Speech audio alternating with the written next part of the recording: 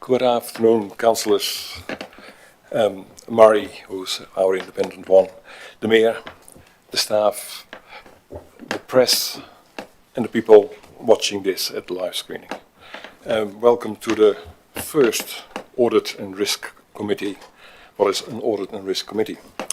I just go to the first part if I can, and that is just apologies. I've got two of them. One is Councillor Cameron, and the next one is Deputy Mayor Macmillan, and they are on council work in Christchurch. Any more apologies? Not that I know. Extraordinary business? Nothing there. Declaration of interests. Neil. Oh, no declaration. I'll move that we accept the apologies. Oh, sorry. I'm going too fast. I told you I want to be home early, but not that quick. And I'll second that. Now we've got a motion, a mover and a seconder is Stuart. If you're in favour, please say aye. Aye. We start at 2 point again. Extraordinary business. None. Declaration of interest. None. Before we go to the reports, I might ask Hamish to explain why there's only one committee left out of the four we had. What the reason is we still having that one. Thank you, Mr. Chairman. So when Council considered its governance structure towards the end of last year, it felt that Council could do the business of Council more efficiently by meeting every fortnight and disbanding its committee structure, except for Audit and Risk, which is primarily based around the established order of things across the local government sector, that an Audit and Risk Committee is a really valuable mechanism for councillors to really deeply understand the risks that Council is dealing with as an organisation. It's the strong recommendation from the Office of the Auditor General to have an Audit and Risk Committee, and that includes the suggestion that there should be at least one independent director, and in fact a number of councils have more than one now. So we felt in making the change to our new structure that we should give notice or take notice, if you like, of the Auditor General's opinion in relation to audit and risk, and that it was a valuable part of our future governance structure. We just note that it's we are taking finance matters through to full council, so the emphasis on audit and risk will be slightly different. And that's not to say there aren't financial risks that this committee should consider. And it will certainly be considering the more traditional audit type matters, but as we can see from today's agenda, there are a number of other audits which Council goes through on a range of other activities that will also come to this committee on the basis of its terms of reference around audit. So we can see how this agenda is a little different from the previous Audit, Risk and Finance Committee. We'll be interested to run through it for a period of this year, and we'll be interested to get councillors' views perhaps at the end of the year as to how this committee is sitting comfortably with the new structure that we've adopted for council. Thank you for that, Hamish. We've got two reports are called now following the list as it is. We've got two reports in open, and the first one is playground compliances and safety audit. Steve Fabish will speak to that first. Steve, I must say it's an amazing audit done through the whole district, but you can speak to that, please. That's great. Thank you, Mr. Chairman, and good morning, committee members. The Chairman just asked me just to set a bit of the scene for you, just why the audit was undertaken and sort of where we're going forward with this. So, as you'll see in the report, it sort of outlines that we actually have quite a substantial playground asset. You know, a replacement value of about 3 million, scattered throughout 27 sites and 230 individual play equipment items. Part of undertaking the audit was not just about looking at our compliance against the relevant standards, but was actually about identifying what have we got, what condition is it in, what renewal profile do we need to make sure that we're replacing it at the right time, and any issues that come up that we need to be aware of. And the last one is actually to go on from the audit is to actually make sure that our staff are trained up to undertake our own in-house audits on a regular basis, so they feel confident that they can actually do that against the relevant standards. So you'll see from the summary of the report, the playgrounds were assessed against the relevant standards, and the standards are dependent on the age of when the playground was actually installed. The standards have changed over the years, and you'll find some playgrounds didn't comply with any standard, and what they generally are what we call engineered built playgrounds. So those are the playgrounds that service clubs built 20, 30 years ago, and they weren't built by a certified engineer to a certain standard. The background to that is up to the 1980s, councils didn't mainly put in playgrounds. It was all done by our service clubs. That changed over the years to where council were putting in engineered design play equipment.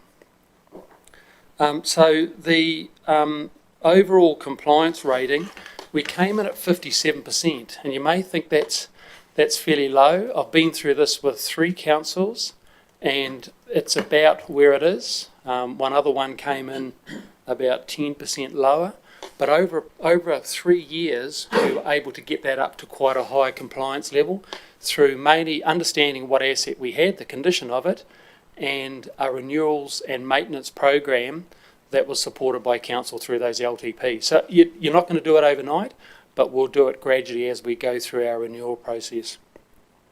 The financial side of things, we've indicated to you that some of the higher priority maintenance items, we can cover the bulk of those in this financial year, of the priority 1s and 2s, and then we will work in the priorities 3 to 5 as we go through. And a lot of the small minor points that actually can knock a compliance percentage are things like the safety cushion fall is not at the required depth, or there are some exposed timber edging that is not fixed properly. All of those things bring it back. It doesn't mean that the playground is unsafe for the user, but it could be the surrounds. So I've indicated there to what some of the value of the priority works are, and also indicated what we're looking at putting forward for council to consider as part of the long-term plan, and we feel confident that our plan going forward, there will be enough resources and funds to get us with a much, much higher level. The staff have had their training. They're now undertaking more robust inspections and reporting. We're working through the priority 1 maintenance issues as soon as we got the report, and we're looking at repurposing some of our renewals money that you've already approved into making sure that those that have to be replaced are replaced as a first priority, and we'll make sure that any changes that are made out there into the playgrounds are communicated to the community and the reserve board, so there's no surprises. Thank you, Steve. Are there any questions? Councillor Lovett.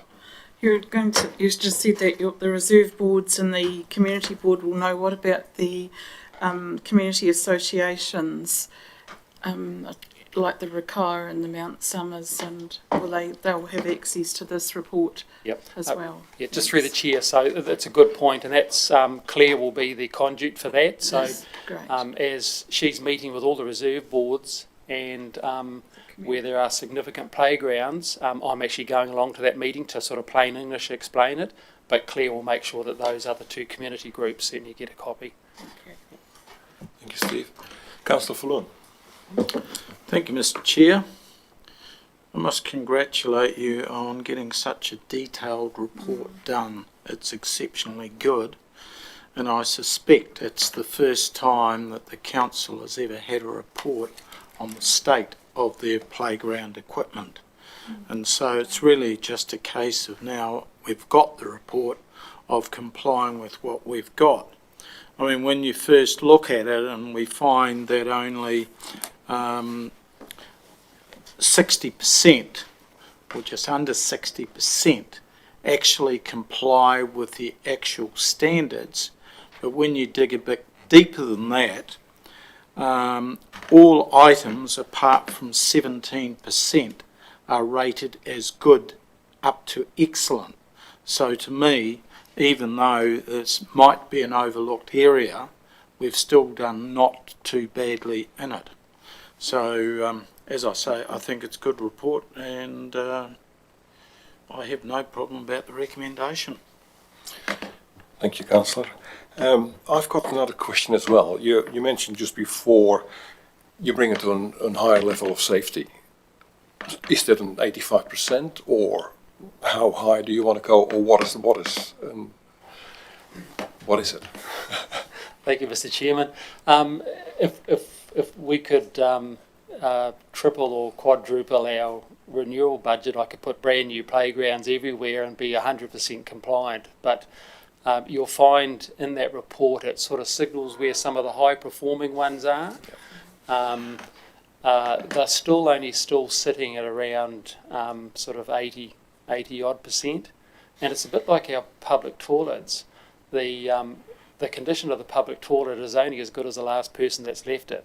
So if someone has scuffed up some of the safety surfacing and it's not compliant of 300 mil, 350 mil below a swing or a seesaw, you'll be knocked down a bit. But that's part of why we've got the consultant coming through each year for the next 3 years to actually make sure we keep on track and monitor our progress up. Yeah. Thank you, Steve. Councillor Mackay. The floor is yours. The floor is yours. Who? Yours. Your light is on. Your lot. Oh, right. Thank you. I thought I had a different name. Mr. Chair, in the background information of the report, number 4 says that in November 2020, staff engaged. Oh, I've got it. So I'm intrigued about April 2005 in Playground Report Summary number 7, and the standard for those before 2005, and those in a different category after 2005 and prior to 2005. I'm intrigued because I thought if I had a car, it had to be the latest standard no matter what year it was.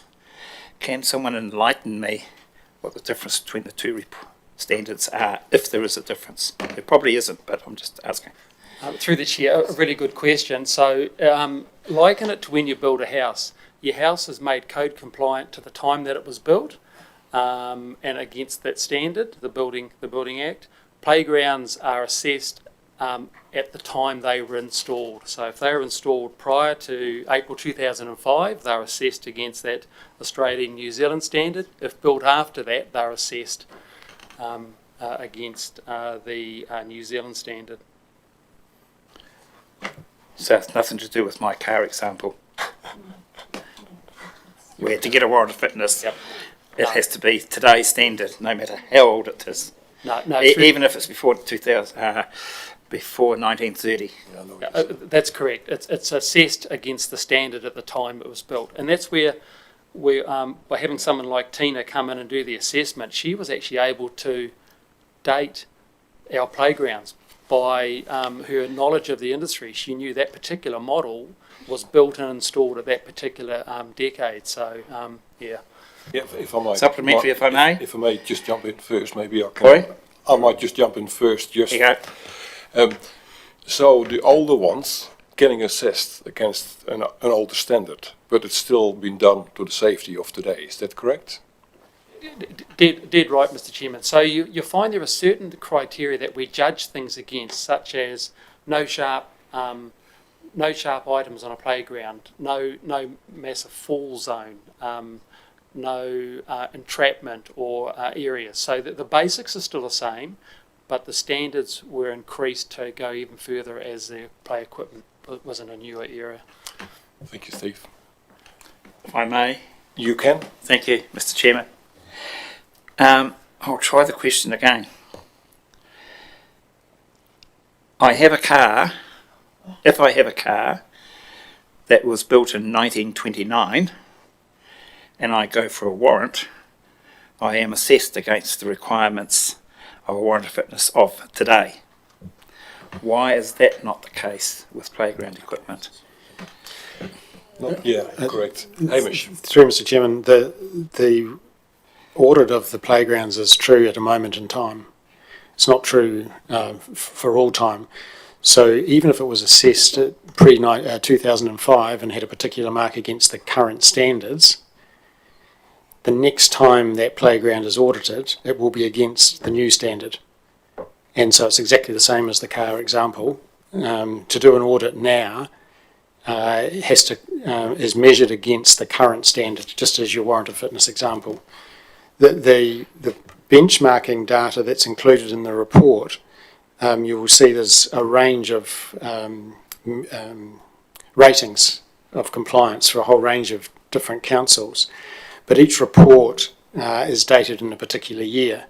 So all that is saying is that those compliance audits were true at that moment in time when they were done, and in fact you can see councils appear a number of times in that list, and their compliance rating alters depending on whether the standard changed, whether there's further deterioration, whether there was further investment. So at the moment that the audit is done, it is against the current standard. Councillor Mackay. I'm still fishing, Mr. Chairman. I know. I don't know which pond. I can't see it. I'll try a swing. If a swing has a certain gauge chain on it before 2005, it could be compliant at that particular time. Yet it may require a heavier, bigger chain after 2005. My question is, what is the difference between the two standards? Steve. There has to be a difference, otherwise they'd all be the same. Okay. So through you, Mr. Chairman, just go back to the example of the swing. That is, the swing chain is a typical item that it doesn't matter when it is built. So the chain should not have a gap in it that children's fingers can be caught in it and pinched. So that's one of those standard items, like you said with your car, must have good brakes, but it may not have air conditioning. So depending on the era that it was built, that's what it is judged against. But there are basics that go right through every playground, such as entrapment and fall zones. Mr. Chairman, he got close. The chains on the swing have to be of similar standard. I'm happy. Correct. Thank you. But your If my summary is correct. 1925 Ford doesn't have air conditioning. Sorry, is my summary correct? The chains have to be of similar standard. It will be the same. Good. Thank you. Councillor Wilson. Yeah, thanks, Mr. Chairman. Got two questions. I see the motion is to receive the report, not to activate it. It has to go to the council to be activated. And secondly, I see you've got some figures quoted in the long-term plan for the next 3 years. Is that going to be enough to cover what the audit says? Just through the chair. So we've brought this report to the committee to receive it and indicate this is what we've found and this is what we're doing about it. So we're moving ahead as part of operational best practice to address it what we can with what finances we've got. The audit was done probably well after we'd started putting our long-term plan budgets together, but I'm quite confident that the figures that we've put into the long-term plan for council to consider will get me well on track to what we're trying to do. And a lot of the items that that we have to improve on with some of the maintenance is more labour than materials, or low cost materials, but some labour time. So that's where the open spaces team will get in and get these things fixed. But I'm reasonably confident that what we've put in will get us through to a major improvement. Second question? No, that's it. Murray. My question was, on the data there's 230 assets and 27 sites throughout the district. How does that compare with other districts of this sort of type, if there is any data around it, like more, less, about the same, in terms of the overall spread and investment in these sorts of assets? Through you, Mr. Chairman, just talking with the two councils, district councils that I've worked in, per head of population, we're about right to slightly more. The main reason being we have a lot of these reserve boards, domain boards, where there's quite old playground has been in there, whereas with some of the other districts it's more confined down to smaller numbers, but it's comparable. But Mr. Chairman, probably just another thing to point out is the report that you had in front of you, and it showed all those different councils with the different years. Not every council in New Zealand has gone through this, so it's only the councils that that Playground or Park Central did the assessments for them. Some drop in and out over the years. They'll get an audit done and then they'll have 2 or 3 done to see where they're going. They may slip in every 5 years. So don't think it's every council in New Zealand's going through the same process. Hamish, you want to say something? Yes, Mr. Chairman. Look, I'm just going to retract what I previously said, because in rereading this report, it's clear to me now on page 4 that the manner in which playgrounds are assessed is linked to when they were installed and how that compares to the standard at the time. And I think my earlier advice to you is that that they were everything was compared with the overall current standard is not actually correct. And I think the report is clear on that point. And I've made a mistake in my advice to you just before. So with your forgiveness, I apologise for that and refer you to page 4 of the covering report, which is actually quite clear when I reread it. So apologies for that. Councillor Wilson? Mr. Chairman, what's the implications if we don't comply with a few items? I mean, to me, some of these old tractors, kids just absolutely love climbing on them, and to round off every piece of sharp piece in the engine and everything is impractical, but doesn't it teach kids that that sort of equipment has got a few dangers to know how to avoid it or whatever? The main question is what happens if we don't do everything perfect? Is there safety and health trouble for that, or what's the situation? So through the chairman, there's no legal requirement for us to have everything at 100% compliant, such as say the Building Act. But if we were to have a major accident in our playground and it ended up going to an inquiry, the first thing that would be looked upon is the condition of your playgrounds, how do you do your inspections, and to what standard they're assessed against. So it's really looked upon as being a best practice for the sector to actually have something like this in place. Just going back to the tractors, I'm with you on this, and I think the district is actually quite keen to look at furthering the unique heritage machinery theme that we've got out there. Working with Park Central, they said we can still have these things, but we've just got to make sure that some of the basics are right, like no sharp edges, no areas where children can get their fingers caught in, and it's achievable, it's been done. So what we're looking at doing is trying to enhance that theme in the district, and I'll bring Tina down to work with our service clubs or work with our vintage machinery people to try and choose the right machinery that we can put in there for kids to sit on and enjoy it. So watch this space. I see some smiling councillors here, so it must be good. Mr. Mayor. Yeah, thanks for the update there, Steve. A very good report, good practical stuff coming out of it, which is good to see. Kids enjoy those old tractors, like Stuart said, and yeah, just make them a wee bit safer would be good and keep that old stuff there. So I'm very happy to move the recommendation. Thank you, that. Got a second there? Councillor Falloon. Everyone in favour, say please aye. Aye. Against? Carried. Thank you. Thank you for the report. It's an amazing report, to be honest. The next point in open is the Audit New Zealand LTP update. Paul is not here, so we've got the main man, the main lady talking, talking to it. Tony, it's yours, if there's anything there you want to talk about.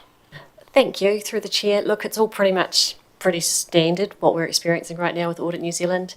Just the only caveat being is they were meant to come on site yesterday, but they've decided to wait until Monday next week. So they're just working remotely from Christchurch at this point in time. Okay. Any questions for Tony? Councillor Falloon. At what stage does the audit need to be completed by? Does it need to be completed by the time that the LTP goes out for consultation? Or is it after the consultation is done and is to be audited by 30 June? Thank you. Through the chair. So we are in the fortunate position of being audited twice effectively for the long-term plan. So we need to be audited by the middle of March for the information that we're putting out publicly for our consultation, and that's checking that the assumptions that we've made and what we're telling our community is based on fact and evidence, and there's a sound basis for it.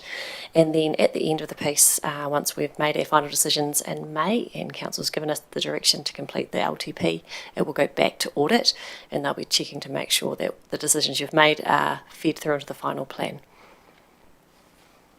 Thanks, Tony.